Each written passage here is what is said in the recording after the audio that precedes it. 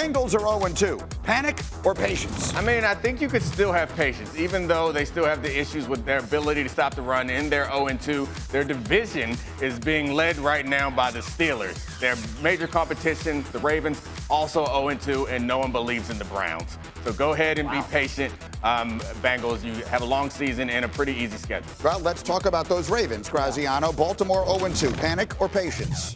I'm a little panicked with the Baltimore Ravens, and I understand what your point about the Steelers, and they don't score enough touchdowns to probably win the division, but what's happening in Baltimore is what we were worried about, right? Are they going to struggle with the changes on the offensive line? Yes. Are they going to struggle with all the changes on defense? Yes. Yeah. Baltimore looks like they are having trouble adjusting to what they lost this offseason, and they have to play at Dallas this week, and Dallas is going to need that game too. Yeah, the Ravens are also underutilizing what they gained this offseason, which was the big fella Derrick Henry. Jeff, a Caleb Williams, panic or patience? Patience. I mean, the kid is brand new to the game. He's playing well when he's getting better as he's being protected. The biggest thing you got to worry about is him staying healthy. That would be my biggest concern. But he, as a player, I think he will ascend to what we all hope. You got to be patient with a young QB. Yeah, what you're seeing there are his good plays. Yeah. What you're not seeing is the middle of his offensive line getting obliterated on what feels like every other play. And Bill Belichick had this to say about the team they've put together around Caleb Williams. I think this is really an issue for Chicago, just in terms of the overall team construction, the way they decided to do it. The Bears have really put their resources into a lot of money, a lot of draft choices into receivers, but they've had problems on their offensive line, and it doesn't really look like that's gotten much better.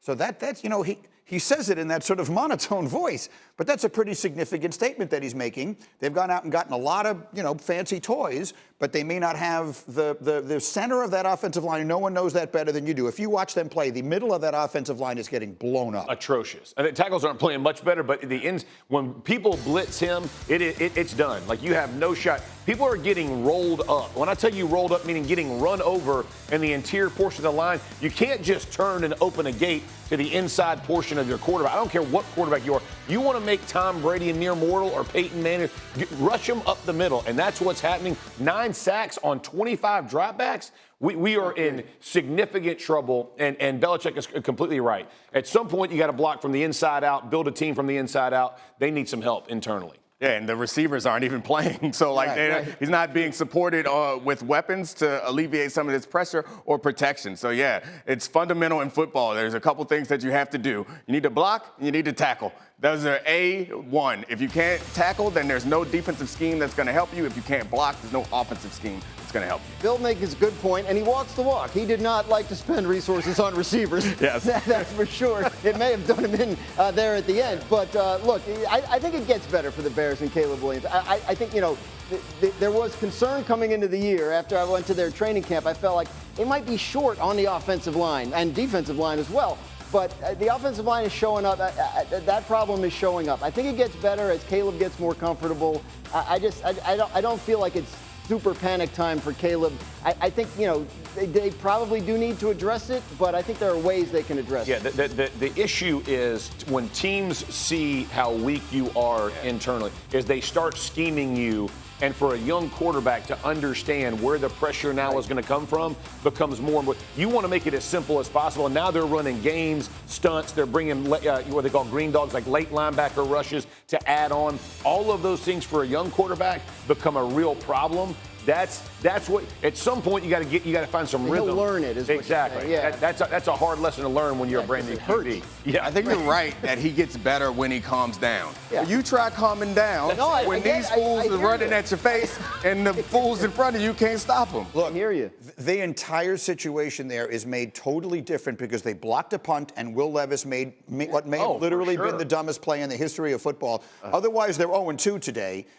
And I think the conversation feels very different. And the conversation around the decision to keep the coach when you are in that lame duck area, which is exactly what they did to Mitch Trubisky and exactly what they did to Justin Fields, becomes a conversation again. Look, it's much too early to be talking that way, but it's not too early to be thinking about that becoming a possibility. We just saw them give up on Bryce Young in Carolina, mostly because he had no chance. He had no chance. I'm not saying that Bryce Young isn't as good as Caleb Williams. Caleb Williams is going to be great. I think so. Unless they give him no chance to be great. That's exactly the point. You throw him out on the field. You just said Tom Brady and Peyton Manning couldn't succeed.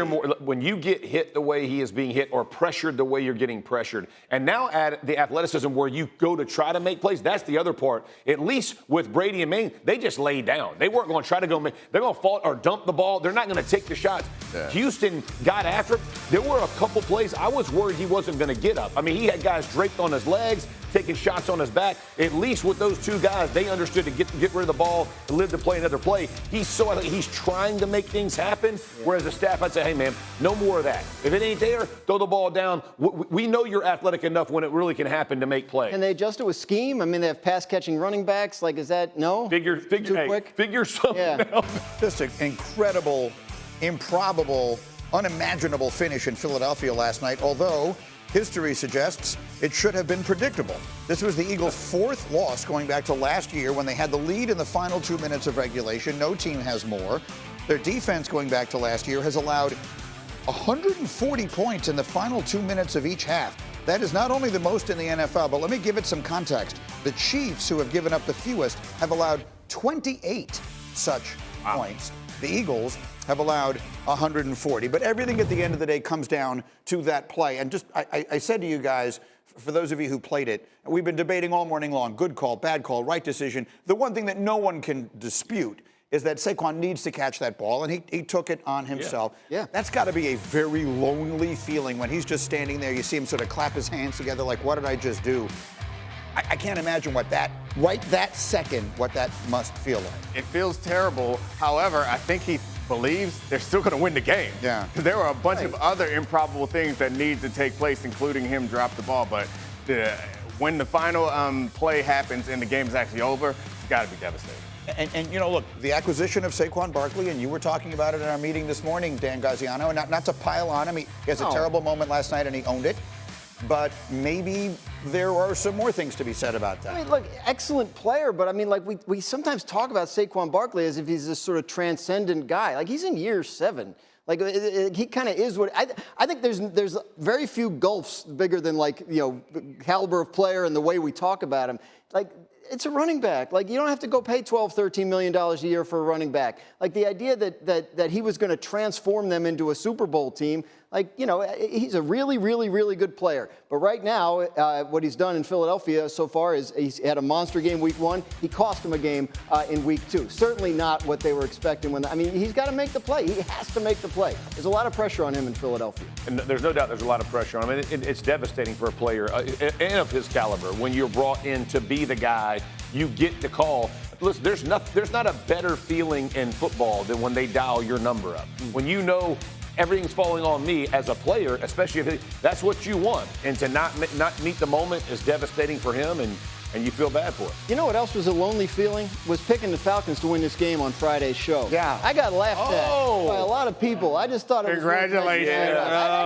All right, so we're going to stop the show next time you get something wrong. You told me the Saints were going to win. We're going to lose, too. I thought it was worth a mention. I feel your pain, because I was the only one who picked them on yesterday's show. So, I mean, listen, you don't have to play the game or coach the game to understand the game. Let's put it that way.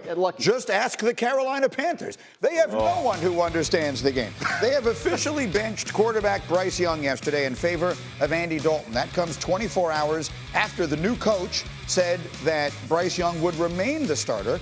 And it comes a year and a half after they traded everything to move up to get Bryce Young. So if that isn't an organizational disaster, I don't know what is. And if you don't believe me, Mel talked about it earlier this morning with us. I think it's mishandled is the word, because when you drafted Bryce Young, you knew he was an outlier.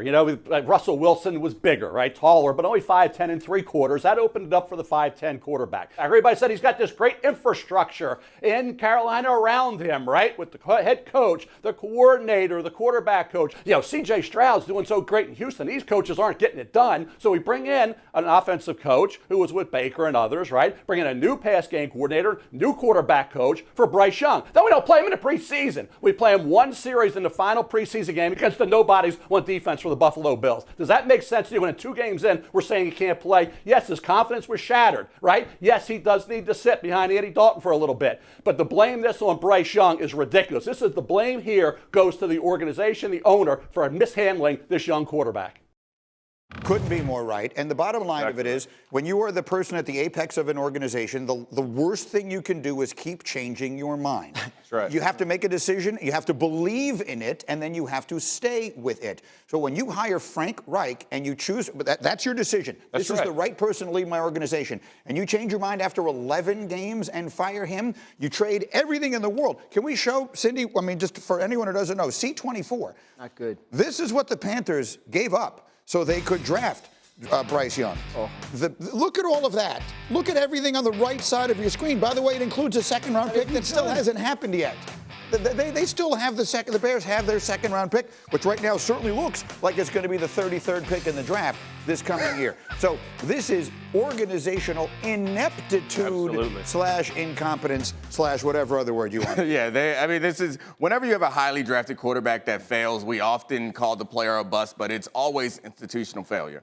Like, either you failed in your evaluation or you failed in your implementation. So like this, in this situation, it feels like you could argue that maybe it was both, but then everyone's evaluation was off. Right. And for a guy to be the #1 overall pick, I get it. Sometimes it doesn't work out, but to turn out as poorly as this one has, there's no one to blame but the leader of this organization that has been making these flip-floppy, risky decisions the whole time. You're 100% right. At some point, it goes to change instead of conviction. And you cannot keep, if you're going to give all of that up, you have to continue to ride with him and the plan you set in place and understand it's not going to be a 17-game change. It's not going to be, this might be a 2 or 3 year, but the minute you start waffling and changing, he's now had 3 head coaches in 19 games and and now they're trying to make him unemployed, right? Like that's a problem for me because this kid didn't deserve what's happening to him. There's not enough support that has been around him for him to deserve this